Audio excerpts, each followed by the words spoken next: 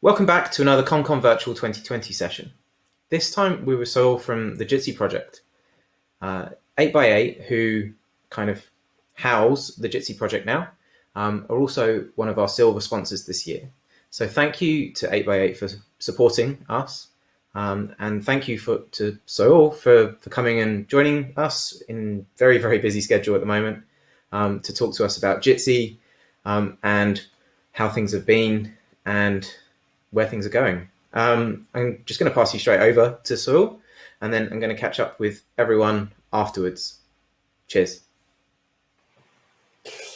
Alrighty. Well, thanks a lot for having me, Dan. It is a pleasure to be here. Well, I think it's to no one's surprise that 2020 shall be remembered in history as one of the toughest years that we've ever had, in modern history at least. Almost every industry was affected by the COVID-19 world pandemic, and ours, the real-time communications industry, was actually a very important one of them. So, like, the amount of people who had to work or study remotely, and some of them still are to this day in many places of the world, is staggering. This is unprecedented. And every once in a while, there is something that happens that is earth-shattering enough that it changes some industry for good. And this is probably one such case. We've seen in the news very recently how large companies such as Twitter, have allowed employees to continue working remotely forever, not just while this lasts. And more recently, I believe it was this week, Fujitsu, which is a huge company as well, and making their workforce permanently remote. This was unimaginable before. This just didn't happen. Those kinds of companies had people coming to the office and do their thing. And this shift to fully remote people to work or to study, whatever the case, brought a surge in video collaborations tools usage in general, all of them. And during these dire times, we found ourselves in a position where we could help. And well, that's what we did, and what we try to keep doing. And this happenstance is part of a story now. And sort of that's why we're here today. So for those of you who may not know the project, Jitsi is one of the more comprehensive video collaboration platforms in our industry, in the real-time communications industry. And dare I say, of course, the best out there in the open source domain. We provide a collection of projects that together comprise a turnkey video collaboration platform with lots of flexibility and configuration options. And the features, I'm not going to go ahead and list them all, but they range from state-of-the-art video routing, live streaming, fully featured mobile apps, APIs for integration with other services, and the like. And there are currently sort of three ways in which you can consume Jitsi Meet, which is this video collaboration platform I'm talking about. You can run it on your own servers. And in this way of using the platform, you own the platform. You're in total control of every bit of it. All the data that traverses through it, how every component is configured, what options you like, what options you don't like. If you want to go down this path, we provide Debian and Ubuntu compatible packages, and also a complete Docker setup for those who like it that way, to make this process as seamless as possible. And in addition, there's countless tutorials on the internet, but a good one perhaps is written by an Amazon engineer on how to deploy Jitsi on AWS. We collaborated with them a little bit on getting it running also on their container offering, for instance. So that is one road to use the project. You can also add video to an existing product you already have. So once you have a Jitsi Meet platform running, it's really straightforward to integrate it with an existing product you already have, so that they are video enabled, let's say, or you can access all these video collaboration features that Jitsi Meet provides. And for example, we have a very high level API in the form of embedding an iframe, which means you can easily extend the web application to suddenly have a video component next to it, and you can focus on your own business, let's say. And during these, and last, of course, if you think that running your own platform is a tall order, you can always use meet.jit.si or meet.jitsi, which is our free offering. Is a platform we operate at a very, very large scale, especially these days. And we commit to keeping it running for everybody to use for whatever purpose you feel like using it.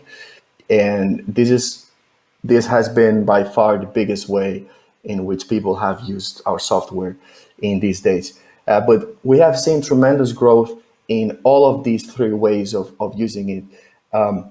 Many people were asking questions in our community about how to operate their own platform.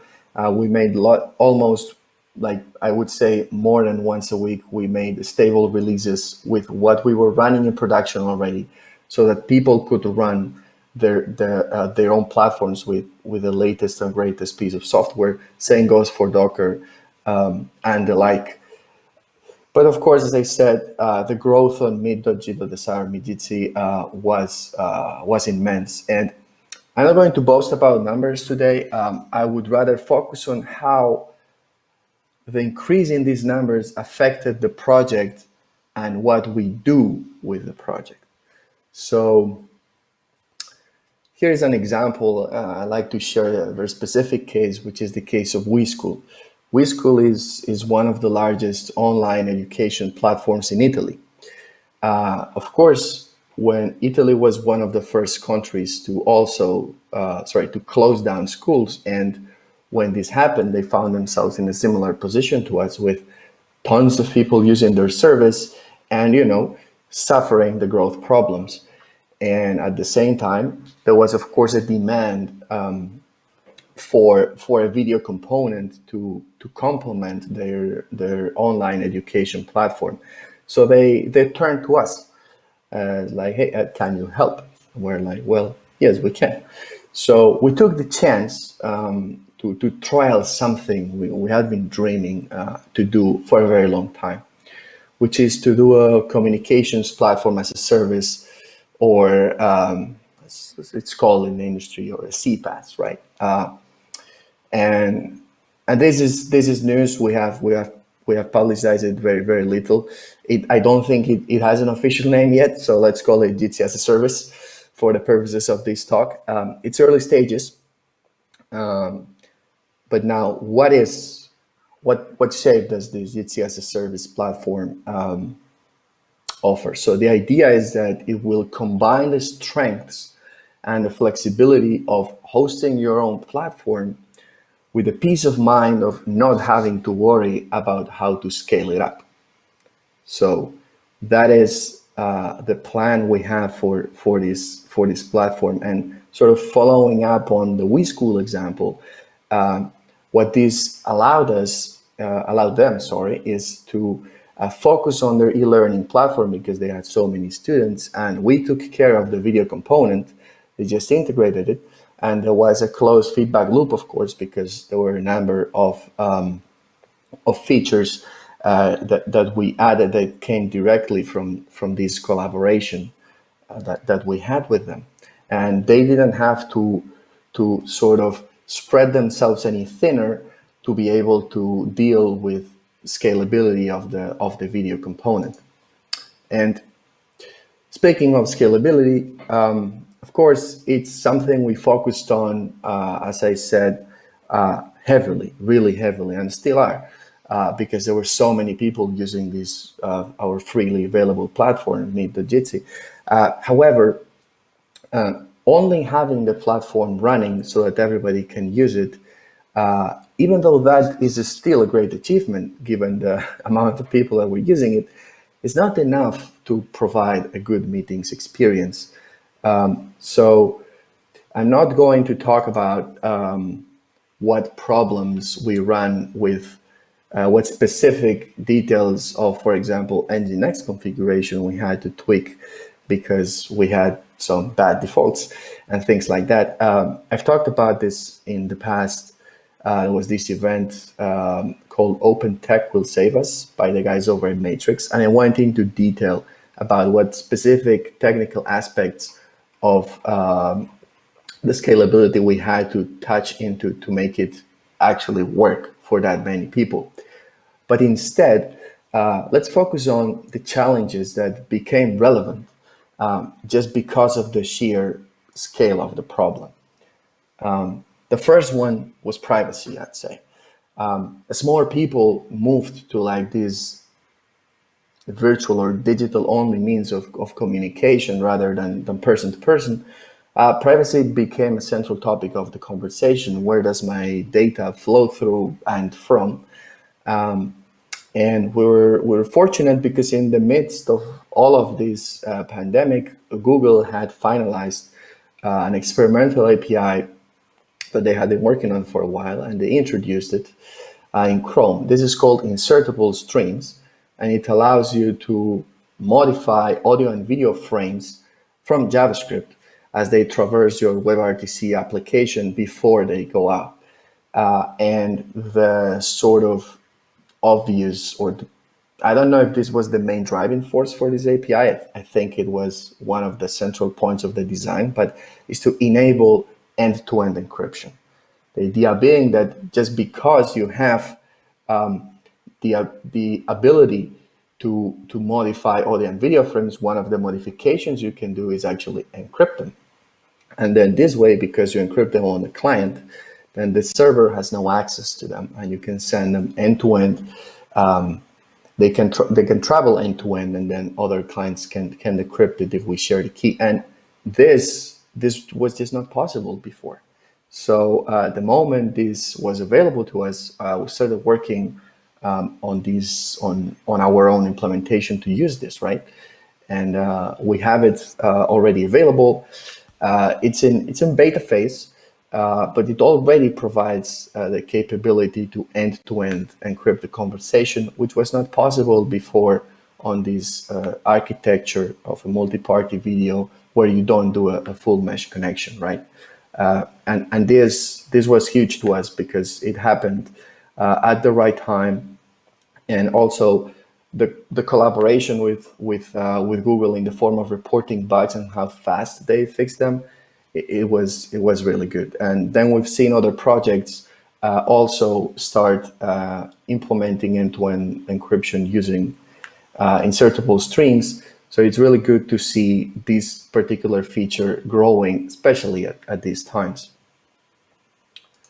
Kind of similar to privacy, but I like to make the difference because they do mean different things, I'd say, would be the safety in a meeting. So as more people started to use these platforms, even for the first time, meeting safely became really, really relevant. And Jitsi meetings are modeled after real life meetings. And in real life, you don't meet, well, willingly with bad actors. And if something bad happens, you just get up and leave, right? So why would you be around people you don't want to be around with and that disrupt your dinner or whatever gathering? And this works well for a number of cases, but falls short in a number of others, like schooling, right? Students, especially young ages, may not necessarily want to be there and may do whatever they can to disrupt the meeting. And we had lots of feedback on many of these problems. We also had some ongoing efforts we were doing for other reasons. And we ended up with a number of features targeted at making your meetings safer. And here is sort of what we have came up with. First, we have a pre-join screen. So before you join a meeting, you will now be asked to select a device and to decide if you want to enable your video or not. For us using video tools every day, we sort of didn't see why this was needed at first, I think. But as more people start to use these tools for the first time, you realize that they feel very sort of attacked, if you will, when the first thing you do is ask for the camera permission. It's like, wait, I'm not sure yet. And this is a way to sort of fix that. So users can now decide. This is deployed on Jitsi already, and it will be available on the next stable release. And people can just take a pause, select the camera they want, the device they want, and only then join the meeting. We also have a feature we call the lobby, and this is a simpler yet more powerful way to protect your meetings. Before, all you could do on Jitsi was set up a password, but then this means that you needed to sort of share this password via some other channel so that people can know to type it. And the problem with that is that somebody may change the password, another moderator may change the password, or you may not have a direct communication channel that is sort of real time with everyone in case it was scheduled in a calendar or something. So what the lobby is a mechanism by which you lock a room, and then if a participant tries to join, they will see this screen. So they're like asking to join, and they wait in what we call the lobby. And then the people inside, well, the moderators inside will see a notification saying, hey, Saúl is knocking, wants to join in. Do you allow them to join in, or do you not allow them to join in? And this, just by doing this, you remove the complexity of the password. You're still able to set the password so that those who type the password don't need to wait to be allowed in, but you make the meeting equally secure, but at the same time, it's easier for the people that they're trying to join to join. And we think this should reduce the impact of bad actors trying to join into others' meetings.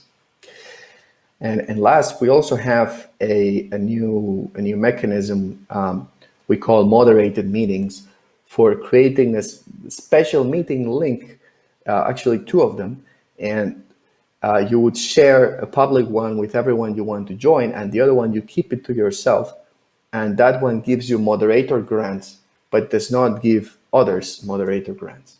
And in this way, you're allowed to sort of rule in that room. And other people don't have the rights to like kick somebody else or change the password, these kinds of stuff. But of course, it will happen that you may need to step out or something like that. So we're also adding the possibility to promote someone to be a moderator, and then they can also have the same rights as the original moderator. And this website should be rolling out soon, and the lobby is ready in the source code, but we need to synchronize the release between mobile and the web so that everybody has the same feature set, and you're allowed to toggle these features on and off. So now we haven't been as fast as we probably should have with some of these items. Unfortunately, they are more complex than it seems on the surface. I don't necessarily mean the implementation, but how you approach the problem and how you mitigate, because I really think that it's very hard to solve the problem completely while keeping some of the other features that make the service unique, like, for example, being anonymous, which is also an important feature. So we think we came up with a good combination of features to minimize the impact of problems we've seen in the wild, and we're hoping to also iterate on this as we move on and make things just better as we move along. Now, something else that people asked us was actually, hey, do you have a paid service? Like, your free offering is great, but I want something more, and maybe I want to pay for it. And the main item that people were thinking about here was, I want to have a meeting room that is just for me. So meetings on Jitsi are ephemeral. When every participant leaves, the room is destroyed is not an action that happens. It's like the room disappears, it vanishes. So if you set the password, when everybody leaves your room and your password, they're all gone. And then a new room under the same name can be created, and then other meetings can be had in this room. So this was something that people wanted to have, in addition to some other little things. So we launched 8x8 Video Meetings Pro, which is basically a rebranded version of Jitsi, with these extra features that would be very hard to offer for free on Jitsi, because either they require they require some backend that we need to have, which means user management, data management, and then there are implications, or there's just a cost associated with it, like transcriptions. Google's transcription service costs some money. So in this offering, there is these other features, like you have your own room, which is permanently protected with a password, it never vanishes, transcriptions, recordings, storage, some access to a more premium support.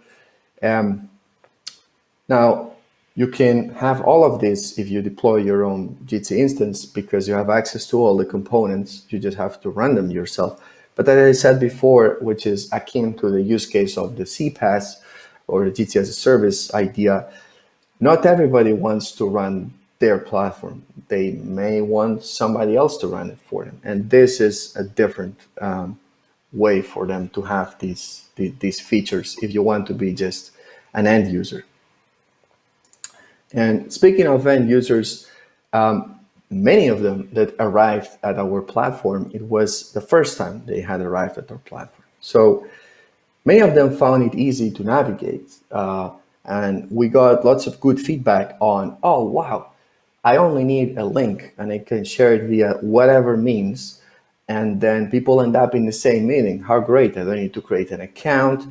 I don't need to install an application to be able to use it. Works on my browser. So this is unlike many other similar offerings to ours. And this is great, but not everybody sensed this. So we identified a couple of sort of problem categories. So many users have a preconceived idea on how video meetings work. And I think it comes from the fact that if you're used to tools like WhatsApp or iMessage, you already have a list of buddies, a list of family members, and that's how you sort of can communicate with them.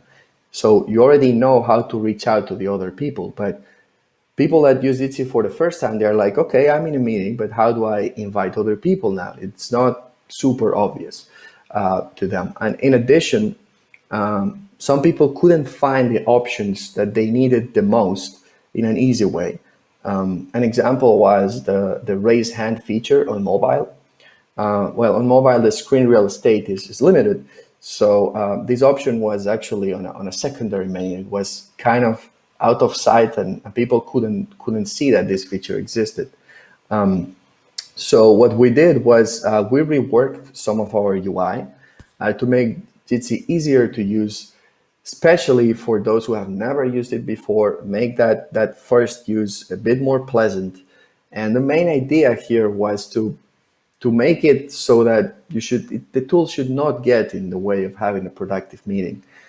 For example, here we can see this is the new menu layout on the two pictures to the right. And then on the one on the left, we can see this invite others button. This, we call it the lonely experience. So when you're alone in a meeting, you right away, you see a way of how can I bring more people into this meeting. We didn't have this before, and it made it for a weird first experience for users. So we think we made it a little bit better by adding these buttons here and grouping the functionality in a way that we try to put it so that the features that are going to be used the most are closest to the user. For example, this is the case for web, where we also added the way to invite people, and we added a more comprehensive dialogue for inviting people with all the options. Before, we used to have a small pop-up that had a combination of set your password and invite people. So it was kind of confusing. Right now it's dedicated. It's a dedicated invite people dialog with more options and an easier way to send invitations via email as well that we didn't have before, for instance. And of course, and a thing that surprised some people was that, but what about Safari, right? Like, why doesn't it work on my Safari browser? Or what's up with opening the meeting on mobile Safari or a mobile browser on Android? And well, I have good news in that regard, which is we finally work well on Safari. Took some effort. I'm not gonna lie, but we're now working on par with Firefox and Chrome in Safari, and we also enabled our mobile web to be used. So you can now open the meeting straight on the phone browser, and the experience is not 100% polished for that yet, but it is available. So for a quick one-off, you don't need to install the app. The app will always have more features because we have access to like the entire platform. But for having a quick meeting, this is what we have, and we're committing to actually keeping both options available. Now, where do we go from here? Because as I was writing this talk, I was thinking, well, looks like we have many things covered, so what's left? And I really don't want to give that impression because this is like a forever ongoing thing. So world domination is our primary goal, of course. So we have a lot of work ahead. And privacy will continue to be front and center of these efforts we're doing. So expect improvements to our end-to-end encryption implementation real soon, for example. We're in the process of integrating the end-to-end encryption library that Matrix championed, if you will, called OLM, which is an alternative implementation of the Signal protocol. And we're going to use that to secure the keys that we then use to encrypt the media. The content platform as a service, the CPaaS we talked about earlier, will also become important, hopefully, as we see more and more industries like the medical one, more to a more virtual scenario. So we think we can help many people in this area focus on their core business and let the video stuff to us. And of course, we have the usual suspects, right? Like video quality and bandwidth adaptation improvements. I believe we have just shipped an improvement on Jitsi whereby we will scale down your resolution if nobody is receiving you in a high resolution. So why would you send HD if nobody is able to receive HD? So we're now doing this adaptation, which we were not doing before. We were putting more strain on the sender. That's one of the things that we have been worked on recently. Something else, for example, that is being worked on right now is many may have encountered problems while recording on the highest of our traffic days. And what we're doing now is adding a queue. So if you need recording resources, which are not infinite, then you can queue up. And then when one of the recording resources is available, your meeting will start to be recorded. Before you had to sort of keep trying yourself. So there's always work that will continue to go ahead, to make progress. Now, last, we're humbled to have gotten where we are, and we couldn't have done it without a lot of help. So I have some groups of people that I'd like to thank because they helped us arrive where we are today. So first of all, our community. It has been incredible. We've seen users help each other. Organizations have spun up Jitsi Meet servers for people to use just because, just to make sure that there was enough capacity, especially in the beginning when we were hurting. People wrote articles, video tutorials, all sorts of social media action in every direction, because we got lots of good feedback, and then we also learn from the bad, if only to prove them wrong. But everything is a learning experience here, and all these how the community banded together has been really, really heartwarming for us.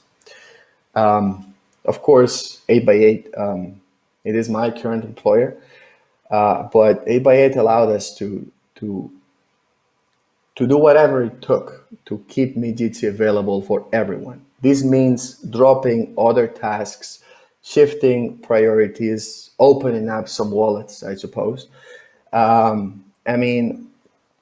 Being able to work where our heart really was, while having our employers back, I think it was really key to the success we had to call it in a certain way, right? Don't tell my boss, but I think I don't remember last time I was, browsing through Jira things. We focused really heavily on making sure that our community could use Jitsi effectively. At the same time, there's lots of people, everybody who has been helping out make the current situation ever so slightly better. We need to thank them for it. And I like to share this little story because it really hit me where nothing else has ever hit me while, working, which is the people in this picture. We got this composition sent to us by the guy over on the top left. He contacted me, and he worked in a hospital, and they said he shared a story about how Jitsi had helped them because they had some donated tablets so they could help patients communicate with their families in a time when they couldn't go to the hospital. And this was sent to us in the middle of the shitstorm, not months later, maybe now where things are a bit more calm. Not everywhere, but in general, I think things are a bit better now. No, this was in the middle of the shitstorm. He took the time to write an email and say thank you, and this was amazing. So everybody that is helping out make this thing that's happening in the world right now ever so slightly better. We thank them for it. And speaking of which, you, Dan, and CommCon actually. So we can't thank you enough for organizing this event because. You can have a great story, but you really need the stage to be able to tell it to people, And participating once again in CommCon is something that I'm really happy to do. And I hope the virtual edition is a huge success, and we can have more CommCons both in the virtual and in the personal space in the years to come. And with that, I think we can take some questions. Thanks so much, Saúl. I'm incredibly happy to have the Jitsi team be part of CommCon. I'm incredibly happy to have 8x8 as part of CommCon. I think Saúl and the team are probably won't talk about it enough, but Jitsi Meet as a thing probably helped millions of people across the world actually stay in contact with one another, and that's pretty remarkable. Us as an industry with WebRTC and telephony and everything else, we suddenly got pushed to the forefront, and everyone started using WebRTC services and everything else. And Janus is a great SFU, for example, but to be able to just go and download Jitsi Meet and install it, and for someone to be able to go and use that, to stay in contact with someone with no real coding needed, just go and install Jitsi Meet as a package and it just work, is remarkable.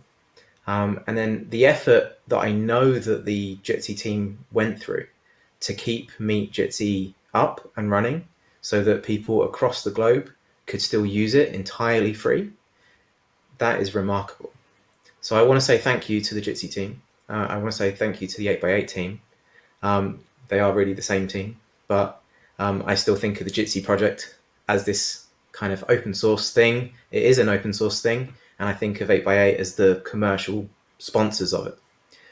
So I could ask a ton of questions. I really, really could. But that's not fair for me to grab all of the time. So we're going to move over to Riot. So head on over to riot.commcon.xyz. The link is in the description below, where we'll have Saúl and hopefully a couple of other people from the Jitsi team just generally there. Hopefully, we'll see. To be able to answer your questions. So Q&A over on Riot. I want to say thank you again to 8x8 for sponsoring. And I want to say thank you to Saúl for taking time out. It's less busy now. It's less busy than it was. But I still know that it's incredibly busy trying to keep everything moving forward. Just the improvements that you guys have made during the pandemic itself, like doing insertable streams while everything else is going on. I saw the release and I was like, what the hell are they doing? They've already got enough going on. Like, just wait. But no, absolutely not. So we'll go over to Riot and have Q&A over there. And we shall see you all over there. Thank you very much. Don't go anywhere quite yet, though. We've got to say thank you to all of our sponsors. Without them, none of this would have even happened in the first place. So for our platinum sponsors, we've got Toulouse, Voxbone, and Sierra. For our gold sponsors, we've got the Matrix Foundation, Vonage, Sangoma, Telviva, and Loway. Our silver sponsors are Aptosay, Pion, Telco Bridges with ProSVC, Avoxy, 8x8 with Jitsi, and FirstCom Europe. Then we've also got community sponsors, QXIP and Cycor Systems. Without any of them, this would never have even happened. You wouldn't have had all of this free content on YouTube. So go say thank you to all of them. Go look at what they provide, what services they offer, and have a conversation with them all over on Riot, riot.commcon.xyz. The link will be in the description below, along with links to all of our sponsors. You can go and watch preview videos from all of our gold sponsors right now over on YouTube. The links will be somewhere over here. All I've got to say is thank you to all of our sponsors. And I'll see you over on the Q&A shortly. Cheers.